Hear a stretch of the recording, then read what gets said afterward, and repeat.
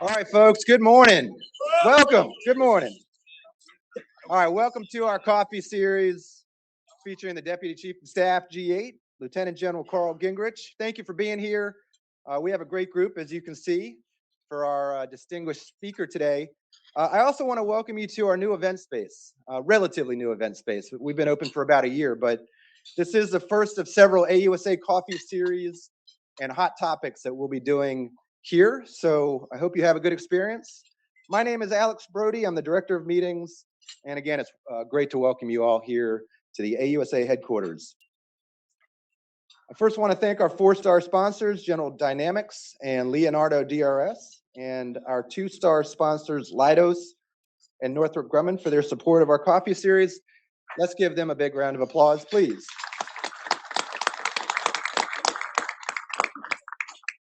We can't do these events without the support of our sponsors, so we thank them. And if you're interested in being a sponsor, please connect with our sponsorship team, either Gay Hudson or Emily Call. They'll be happy to speak with you about all the great benefits of being a sponsor of this coffee series or other events at AUSA. We appreciate the presence of the general officers and command sergeants major joining us this morning as well. So it's great to have you here. And I'd also like to acknowledge the congressional staff who have joined us this morning. Your efforts on behalf of the Army, soldiers, and families is greatly appreciated. All right, with that, my 5 minutes of fame, 2 minutes of fame are up. It gives me great pleasure to introduce our Vice President for Leadership and Education for AUSA. Please give General Les Smith a big round of applause. Hey, good morning, everybody. Good morning. Oh, you can do better than that. You got some breakfast. Good morning. Good morning. Hey, we all sound like frogs, all of us who came from Hawaii. I know it's tough, and somebody had to do it, but we had the greatest land pack ever, over 2,200 people, and it's all because of you and the things that you provide. So give yourselves a round of applause for that. Cool. Allow me to introduce our speaker, Lieutenant General Karl Gingrich, who currently serves as the Army Deputy Chief of Staff, G-8, the Army's lead for matching available resources to the defense strategy and the Army plan. You know, you're getting old when the G-8, you're like, wow, I remember when he was a ... But that's good. That's good. I'm still scared because, you know, the G-8 is one of the hardest jobs in the Army. And I did it as a lieutenant colonel, but that's another story for another time. Karl was commissioned as an armor officer in 1989 through Temple University with a degree in civil and construction engineering technology. After his first assignment with the 11th Armored Cavalry Regiment in Germany, he was assigned to Fort Stewart, where he served as a staff officer for the 24th Infantry Division and a company commander with the 3rd Infantry Division, Rocket of Mars. Following his service in tactical formations, Lieutenant General Gingrich transitioned to a career in operations research and program development, where he led and supported the Army's force and program development with service at every echelon. He was later Chief of Force Generation, Plans and Posture in the J5 in support of Operation Iraqi Freedom, and Deputy Director CJ5, Chief of Assessments during Operation Enduring Freedom. As a general officer, Lieutenant General Gingrich has held positions at Installation Management Command, the PEO Command for Command, Control, and Communications at Aberdeen Proving Ground and U.S. Army Cyber Command. Please join me in welcoming Karl Gingrich to the stage. So let's jump right into the question. So Karl, you're a unique G-8. You're the first of your kind in your background to become the G-8. How did you feel when you were selected as a G-8 with your great background that you have so far? Sir, I go all the way back to, what was it, OPMS 21? Right. A lot of you grew up in OPMS 21, so I know you know what I'm talking about. That's where we went, we reestablished single track functional area officers. So I was an armor officer, I was at Fort Knox, I was doing great things, going to school at night, appreciated what I was learning, and so I decided to single track into operations research analyst. Okay. And I progressed throughout my career. And I think the Army did a great job in OPMS 21, focusing on developing officers, and particularly me, putting me through certain jobs that allowed me to grow. Right. I was an assistant PEO. unheard of. I was a year of execution resource manager. I was working cyber technology, doing requirements there. So I really give the Army a lot of credit for really focusing on professional development. And I think I am an exemplar of that. There's a host of there. So I think it's incumbent upon me that I do a good job so that I can show the Army invested wisely, they made a wise decision, and that the Army is filled with talented people across every branch and function area we have, and it ought to be best athlete. All right, I agree with you. So let's jump into some of these questions. For FY25, the Fiscal Responsibility Act caps total defense spending at $895 billion, and with the Army's budget request of $185.9 billion. What's the impact to the Army and its modernization portfolio as you navigate the downward pressure of flat Army budgets and the upward pressure of increasing business costs? We're just going right at it. Oh, you. That's what you guys said. Okay. Let's jump right into it. All right, That's I guess this is the warm-up question here. So, when I talk to industry, I like to tell them context. I think that's my responsibility as the G8. Yeah. Is I provide context, and I think this is a great first question so that I can provide that context. Listen, there's no hiding it. It's come out in testimony. For the last 3 years, the Army's budget is negative real growth. Regardless of how you look at it, negative real growth for 3 years. So you have to say, well, why is that? So you take a step back and you look at, well, a couple of years ago, about 4 years ago, National Defense Strategy came out. And National Defense Strategy was very clear that the Indo-Pacific is our priority theater. And what you have seen is resourcing decisions fall in line with that National Defense Strategy, or an interpretation of that strategy that it's largely going to be a naval and air fight, and that the Army has other capabilities that it will provide. But, you know, resources usually follow strategy, and it has over the last couple of years as articulated. And so that's put a lot of pressure on the top line of the Army. So I don't like to call it fair share, because there should never be a fair share across services, but our piece of the pie has gotten smaller. Now you couple that with what we're all feeling over the last, 5 years, and that's inflation. So you have those inflationary factors inside our budget, like the cost of repairing buildings, building military construction projects, fuel, parts, all of those things, right? So those are causing internal pressures. You have the external pressures driving it down. Rightfully so. The strategy of the Army over the last couple of years is to accept more risk in modernization. Try to put it off a little bit, slow some things down, keep our signature modernizations going forward so that we can focus on things like quality of life, like recruiting and retention, and keeping up with the pay raises for our soldiers. So it's really put a lot of pressure on the G8, ASALT, and AFC. And what we are trying to do is help the Secretary and the Chief manage and make an acceptable balance of risk across our portfolio. Okay. So during recent congressional testimony, General George, our chief, described the Indo-Pacific as a joint theater with the Army having a critical role in providing the joint force with long-range precision fires, air defense artillery, and other capabilities. Could you discuss the investments that the Army is making in current and future capabilities relevant to the Indo-Pacific theater? Sure. If people don't realize the Army is all in on Indo-PACOM, they should have went to LANPAC last week. That's right. Yeah. They should take a look at our budget. And we are truly following the strategy. The strategy says Indo-PACOM is our priority theater, and that's where Army senior leaders are making their investment. Super proud of long-range precision fires, long-range hypersonic weapon. That's going to get through a couple of test events, and we are postured to flow that out to the force just as quickly as possible, likely by the end of this calendar year. Mid-range capability, 5 batteries coming online. We're going to start building the 5th battery starting in FY25. That's already been out in theater. While everybody was out at LANPAC, mid-range capability was out in theater deployed as part of the campaigning plan. PRISM, increment 1 is doing great. Increment 2, people want more and more Prism Ink 2, and we keep telling them, wait, it's not ready yet. It's not ready. But when that thing gets ready, we're going to get after it. IAMD, significant investments across the Army in all the different components of Patriot, making that a more capable system. Much of that is going to Guam, some of the key components. If pick increment 2, we'll start to field that 25, 26 timeframe. That's doing very well. Host of other counter UAS, et cetera, that will complement that. So you have a suite of capabilities that can be tailored to individual locations. One of the lesser things is MSV Light. It's our replacement for our watercraft. Okay.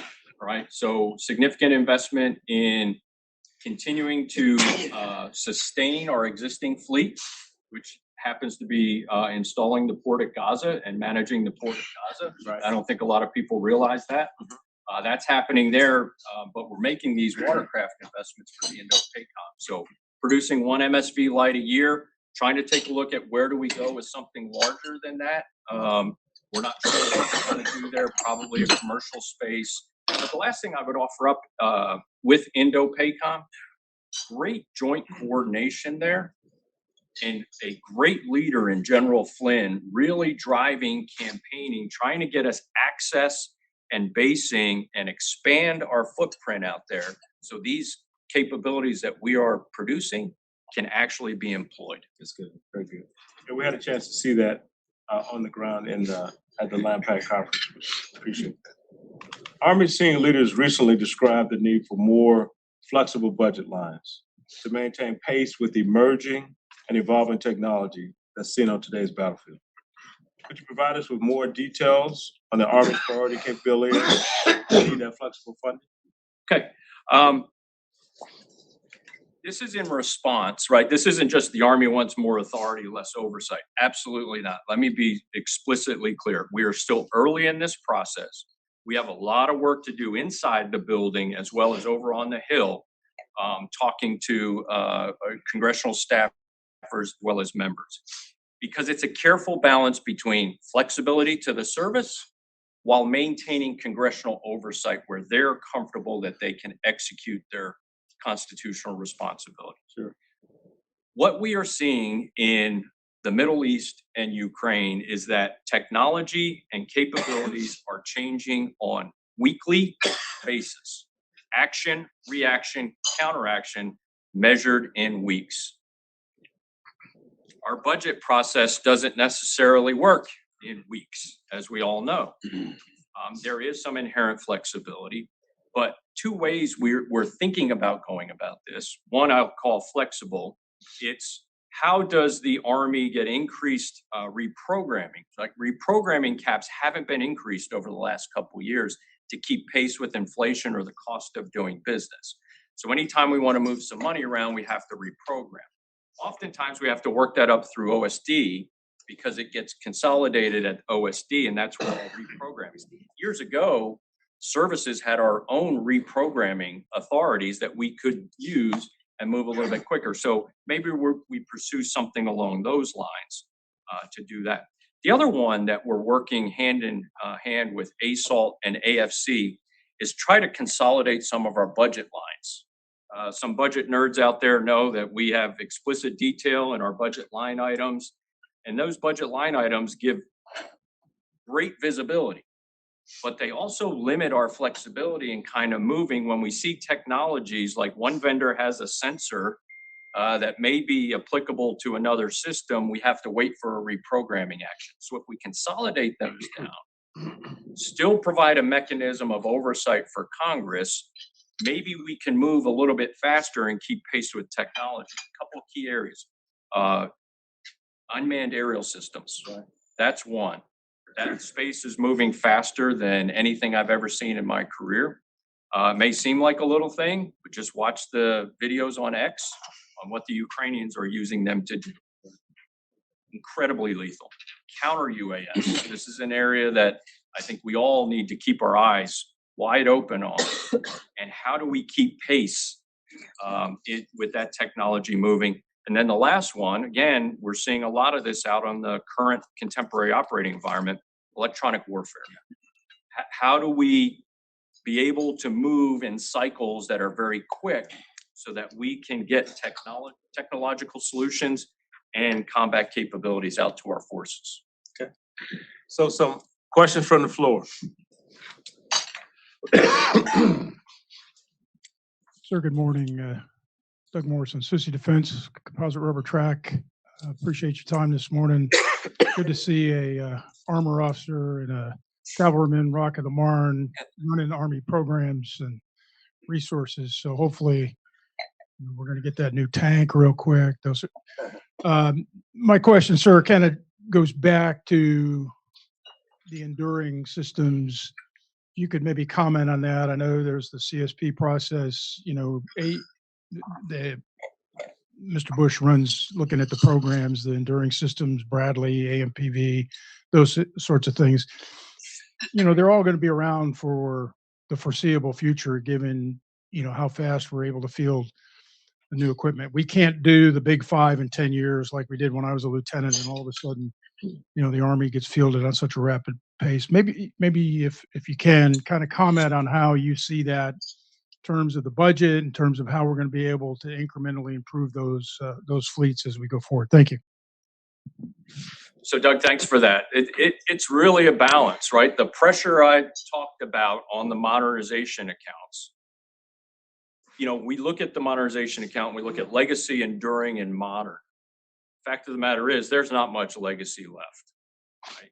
And that goes all the way back to Night Court about 5-6 years ago. What was the purpose of Night Court? Is to go through, take those systems that don't have a long-term viable option in the Army, take the resources, put them towards modernization. So now we're kind of down to enduring and modern. And so that's our careful balance right now. Modern's what's going to, you know, make us lethal on the future battlefield. Enduring's going to make us lethal today and in the future. So how do we balance that? And frankly, those decisions are getting more and more difficult. But we are trying to manage without terminating anything or walking away from anything, you know, with the potential of creating a capability gap that we have in the future, right? FY25, 51 strikers. That's what we're procuring. Just testified about it last week. Senator Peters asked me that question. That's not where we want to be. It is where we feel comfortable right now, balancing risk and still continuing on some signature modernization programs. Legacy's gone.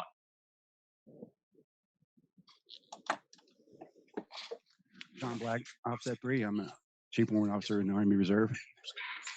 We're in the same year group, in fact. My question is about audit readiness.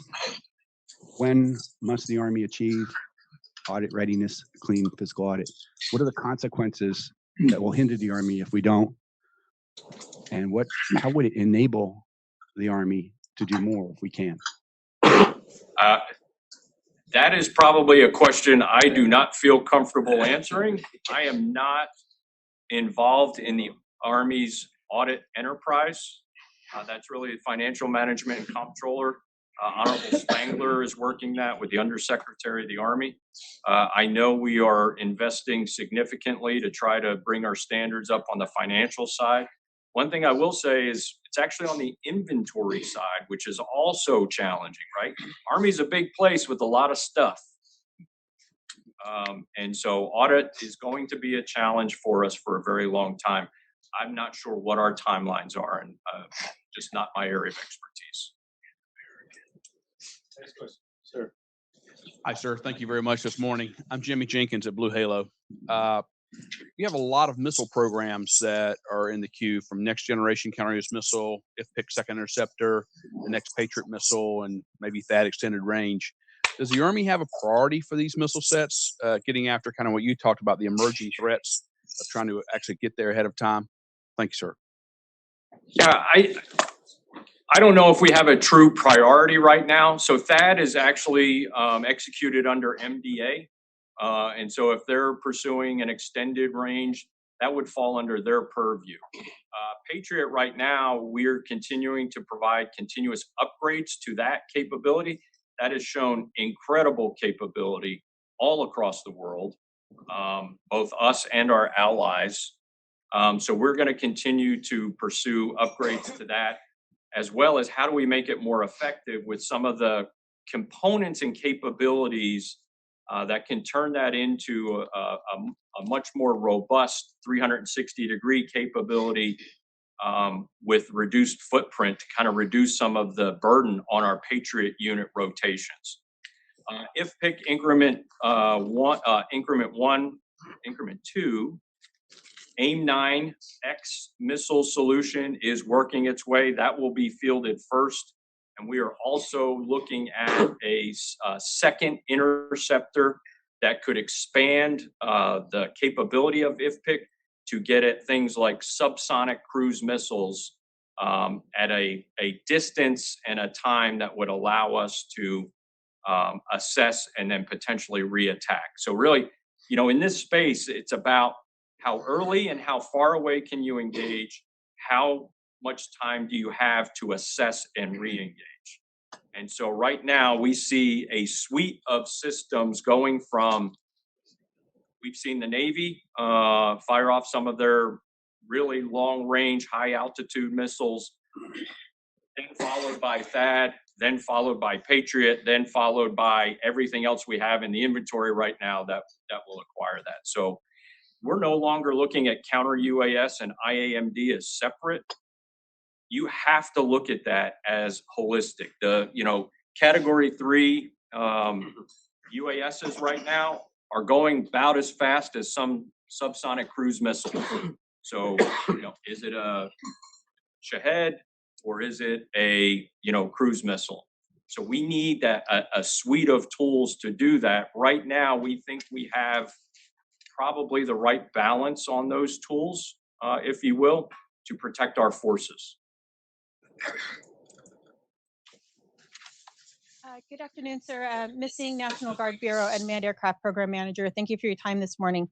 You mentioned about the balances enduring and modern, and my question for that is, do you see us maybe fielding in more increments, more tranches, so that we can maintain kind of that technological advancement? What I'm asking is, instead of fielding one system over the course of 10 years, are we looking at fielding a system every 2 to 3 years for the same capability and allowing technology to increase versus having systems that are 30 and 40 years old by the time we get to last unit equipped? Yeah, again, I think there's probably a balancing point for systems that you can do something like that, push something out every 2 years, and other systems that are going to be enduring systems for a long time, where maybe you provide some upgrades to those systems, but not replace the system. One of the things the chief is kind of coaching us on, and especially the acquisition and requirements community, of which I run the requirements process, right? This transformation in contact that we're talking about moving fast, is also about changing our overall processes and approaches to doing business. So we want to try and take a much more kind of software approach to things, where software changes like that, as long as you can get it out to the field. So we want to focus on things like AIDP, which is cloud-based. So now we can put a fix out to the cloud and every user immediately gets it. So I think, trying to get that in our mindset of how do we draft our requirements to do that? How do we get our acquisition community to do that? So now I'm going to work up. So that's software. You work up into counter UAS. Right? Part of this is the flexibility. I may be buying vendor A's solution today, but in 2 years, vendor B may come along with a better solution, lower cost, whatever, right? Same mission set. So now I have a couple of units out there that has vendor A's solution, which may still be viable, but now we start to buy vendor B's solution and give it to another 3 BCTs and then 3, so that we're constantly pushing that out. And then I think we have to watch that we don't cascade. We give you, vendor A's solution, then we take A and give it over here, and then B. We want to push these solutions out. Now, what does that What do we need of those systems? One, that they're intuitive, that I don't have to establish a training pipeline in order to do that. And again, we see this in UAS, where soldiers can probably do it using a PS5 or, or Xbox. Counter UAS, right? Point that way, pull the trigger. Something simple. As we get up into, combat vehicles and things like that, not everybody's going to have the same kit. I think we've resolved ourselves to that fact. You're going to see in units out there with enduring systems that are going to be V1, V2, V3, V4. And what we have to really balance there is that cost of operating and sustaining an older enduring system versus kind of the capital that you have to invest to buy a new system. And sometimes that calculus works out and sometimes it's not. And we're just going to go increment to increment. Does that get after your question? So it's kind of, I Yes, can't sir, say that- yes, no, it's kind of going to be dependent. Thanks. Sure. Hold 1 second in back. Go ahead, sir. What's your question? Thank you, General, for your time this morning. Speak up so they can hear you. Nikolai Sukrov, Inside Defense. I'd like to turn to the tactical fire study, which has yet to be released. Can you talk about how it is impacting Army future planning and funding when it comes to self-propelled artillery programs? Thank you. Sure. So first off, those of you not in the know, the tactical fire study was something that was internally generated by the Army, right? We do this stuff all the time. I'm an analyst, right? We use analysis. We ask ourselves questions and we try to do this in-house. Well, that word got out and everybody thought we were keeping this away from people. Well, frankly, it's not done yet. And oh, by the way, it's never going to be done. Any study begats 6 more questions that have to go and be resolved before we can get to the point where I can program resources associated with it. So I think the broad, outlines of the tactical fire study is what we are seeing today on the modern battlefield. We're watching it on the news. We're watching it on X. We're watching it on Reddit, right? If you are in a towed cannon or you're crewing a towed cannon, it is not very survivable on the current battlefield. Everybody is seen, and if you cannot displace within the time it takes the enemy to counterfire, you are likely going to suffer the consequences. So we're looking at that. How do we get a little bit more agile at that point? We are taking a look at a mobile howitzer. Number of commercial solutions out there. Not sure if it's going to work. There's a number of solutions on towed howitzers which would make them more survivable from emplacement and displacement time. So we're going to look at those. So there's no clear winner right now. The other thing it's telling us, and we knew this, is that IRCA, right? That is a requirement. I'm no longer calling it IRCA, but when I say IRCA, everybody goes, oh yeah, IRCA. IRCA is a requirement. It's a capability that we need at a certain distance, range, and lethality. So really, we're going to most likely start calling that divisional lethality. That requirement remains valid, and we will pursue it through other cannon solutions. And then the last thing that, last broad brush that the tactical fire study is telling us is innovate at the round, right? Rather than get a longer gun tube, there is technologies out there, and many of your companies represent those technologies that allow us in existing cannon configurations, whether it's 39 caliber, 52 caliber, or whatever, 52 being the NATO kind of standard these days, we can get ranges and lethality that are required in division lethality by innovating at the round as opposed to going and procuring an entire new system. Really super excited. A lot of good technology out there that could be extremely lethal on the battlefield. Sir, please. Next.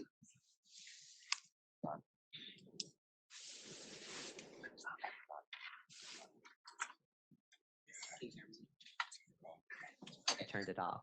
I'm back, sorry. Forgive my allergy-laden voice. I just wanted to ask you a little bit about what's going on with launched effects. Following the FARA decision, there was a lot of what's going to happen to launched effects now, and seems like there's obviously finding a new home and what have you. But it seems like this kind of relates to some of your early responses of how will we field new capabilities and how will we innovate as we continue to field. And with that, we're watching Army make some potential decisions that we're worried maybe kind of cuts off some better capability that we and other companies are offering, with the urge to field something immediately. And I guess I would love to hear your perspective on what's going on with that program, especially for the medium range lethality capability. So just welcome any perspective you have on the launch effects program and where that whole effort might be headed. Thank you. Launched effects is going to be an enduring requirement that we are going to pursue with a bit of pace if we can. It goes back to when I talked about consolidating some of the UAS space, right? There's not a whole lot of difference between, a quadcopter that's being operated at the platoon level with something that the battalion or the brigade is operating, which would be a launched effect. A couple of things to keep in mind. So we're pursuing a whole range of solutions: short range, medium range, longer range. Will be employed at echelon. Each one has different capabilities. I imagine as technology develops, those differentiations will start to blur. Well, is that a mid-range or, is that a short range? I think you're going to produce technologies and capabilities that are going to cause us to kind of go back and reframe. But that's good. That's fine. This is that space where we're looking for competition. Who has the best of breed? This is what our requirements are for a mid-range capability. Who has the best solution right now? Let's take it on. Launched effects will no longer be only launched from an aircraft. We want the capability to do ground launched and air launched if we need it. Okay. Right now, we are already fielding what you could consider some short range launched effects that are ground launched. I won't go into too much detail about that, but we already have a solution. We have a requirement that's been validated by the AROC that will be kind of consumed or become an annex on the launched effects CDD, which is also working its way through requirements validation. I expect that to be validated within about the next 2 months. Again, we will pursue all of these. In fact, we believe we have a medium range or a mid-range solution right now that we could probably field quickly as we continue to develop that space and see what else is out there. So this is another one of those spaces. If we have something, we'll push it out to our forces as fast as we can, learn from it. Meanwhile, allow that competition to take place, help refine our requirements and what we're looking at and quantities. But right now, that's in a good place right now in our budget. Thanks for being here today. You're looking good up there. And I had the benefit of going to LandPAC last week. Thank you, Les, for setting that up. And one of the things we got out of it was we got a gap analysis from the TSC and the CFT and from USTRPAC on logistics. And, right now we're doing IRAD reviews with the PMs and we're not talking to the right people. How does the industry get an idea of what your gaps are that it'll help us understand where to invest our IRAD? Because right now we don't really see your gap analysis. Specifically within contested logistics? Across the board. I know you have, you do an analysis on your gaps. We don't know what they are. I'll take that back, right? So we have CFTs. CFTs are designed to kind of keep pushing us forward into the future, as you know. Shane Upton's just taking over the contested logistics. just had a meeting with him about 2 weeks ago, and we went down kind of some of the things that he was thinking. I think Shane could potentially be more than set to have conversations like that. Some things we just don't know, Pat, right? But there are other things that are readily apparent. Here's a gap, here's a gap, here's a gap that we have. So I would start with the CFTs. I know the CFTs, and you know it, CFTs are very well linked to the associated PMs and PEOs. I think they can talk that. And then, you know, just work your way through that system. But AFC is really the one who's pulling us to the future.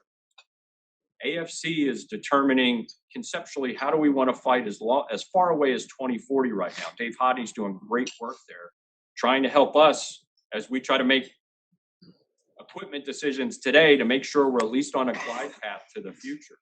So I think conceptually how we fight, that's going to create some gaps, right? A little bit longer term gaps that we'll be able to start, you'll be able to start to see and posture from an IRAD perspective.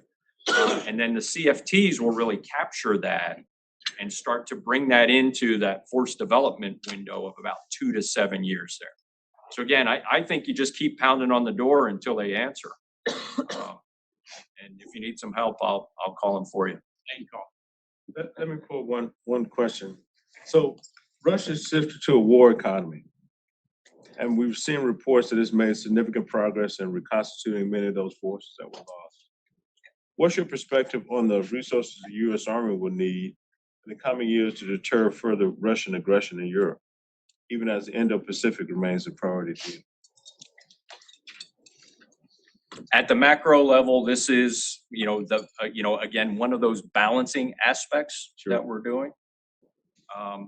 Some of the things, if not all, that I talked about that we are really pushing towards Indo-PACOM also have incredible applicability in any European warfight, right? Long-range precision fires. PRISM Increment 1 will be huge in a European fight. And PRISM Increment 1 is looking really good right now.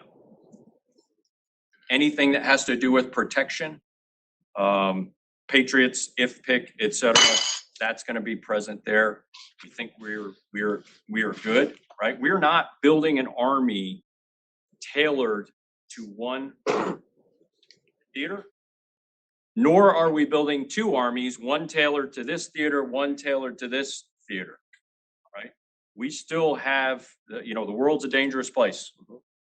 We are exactly 0% in accurately predicting who we are going to fight next. Right. So as the Army, we view ourselves as that Swiss Army knife. When something happens, who goes? The Army. That's right.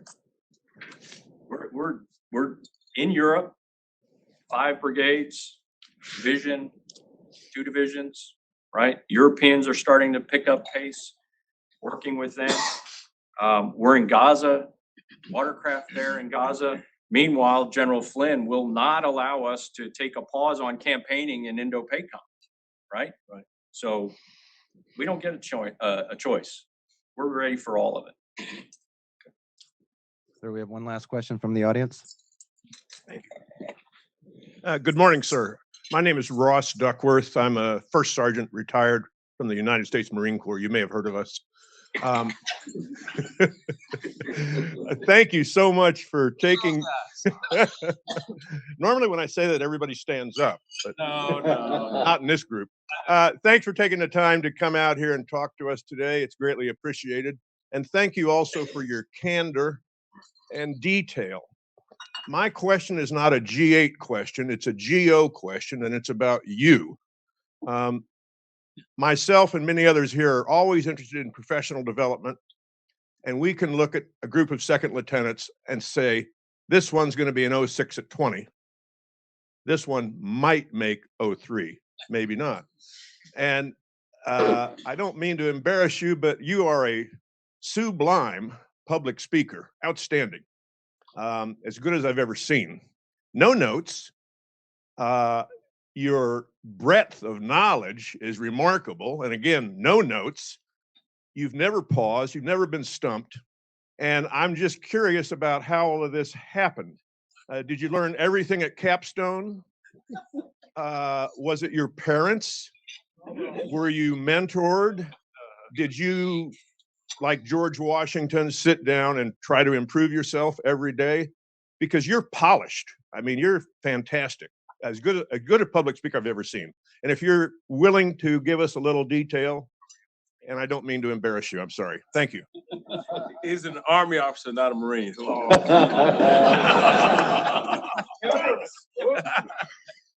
Sir, whenever I public speak, please come. You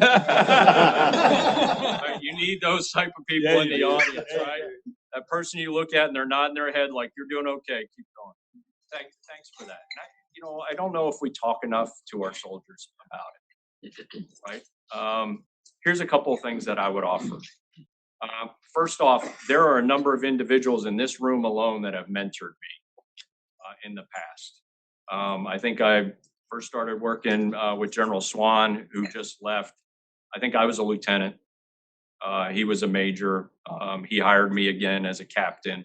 So there's always that, some mentoring, get you into the right jobs, help you navigate your career. A couple of qualities that I think need to be adhered to be successful. First off, self-awareness. Too often I've seen officers who are not self-aware. They don't know how they're being perceived. They don't know how they're coming off. They don't, and when you're not self-aware, you're usually not aware of the others around you, kind of that emotional intelligence, what's making everybody tick. Okay. But the most important thing, and even as an operations research analyst, I'm not a PhD. There are plenty of operation research analysts, lieutenant colonels and majors, PhDs, wicked smart, smarter than I'll ever be. My redeeming quality, and I like to tell people this, is my ability to communicate. I can take complicated and complex issues. I can decompose them into understandable bits of knowledge and information, convey them to senior leaders to help them understand the decision space that they have and help them work through solutions to those. It's really about communication, and communication starts with self-awareness. It starts with interpreting your environment around you, being emotional intelligent, and then tailoring to who you are speaking to. Too often I see, like the secretary and the chief consume information differently. You'd be surprised how many people I see go into senior leaders like that with the sledgehammer. It's their only tool, and they just keep hitting their sledgehammer. And the sledgehammer doesn't work for some people, right? Is it a visual person? Do they just want to have a conversation? Can they understand verbal? Do you have to have a PowerPoint chart? Does it make their head hurt? How do you do it? I think those are some of the qualities that I know, because I advocate that to junior leaders to try and turn them into a senior leader.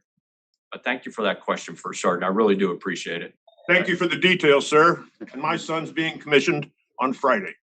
Oh, Army officer? I'll tell you privately what he thinks of the Army. He's at the Naval Academy. Thank you for your service, and please thank your son for his service, because not many young men and women are stepping up to the plate anymore. So we appreciate it. Let me ask one other question. Similar to how we do on the podcast, we're going to have you on the podcast with Dan Daly and I. What would you tell your young self to where you are today to talk about what this thing about service? Why is it important? Why should we keep talking about it? I think the reward of serving something or serving in an organization that's bigger than yourself, right? You can go out as yourself, do things on a much more transactional basis. But when you serve with the Army or the Marine Corps, your measure of success is kind of different. You take pride in the organization. and where the organization goes, knowing that you have no benefit of, I'm just a soldier every day. In the mirror, I'm kind of surprised, right? Frankly, I'm kind of surprised. But that's what drives me. I just want to serve something bigger than myself, because the intangible benefits that you get back, the organization succeeds, your legacy, the soldiers and officers that you groom, that you grow. I'm going to hand them the baton here in about 2 years, hopefully 2 years, right? We'll see.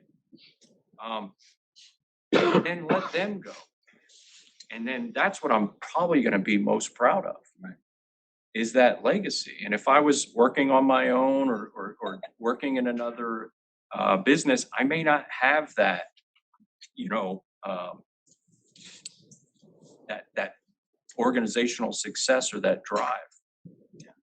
I'll have to work on that one. That one's just, you guys are killing me. Right? Sounds good.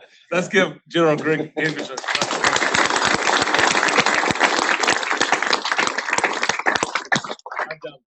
ask you those hard questions. So let's two things. First off, thanks to AUSA. Yeah. All right.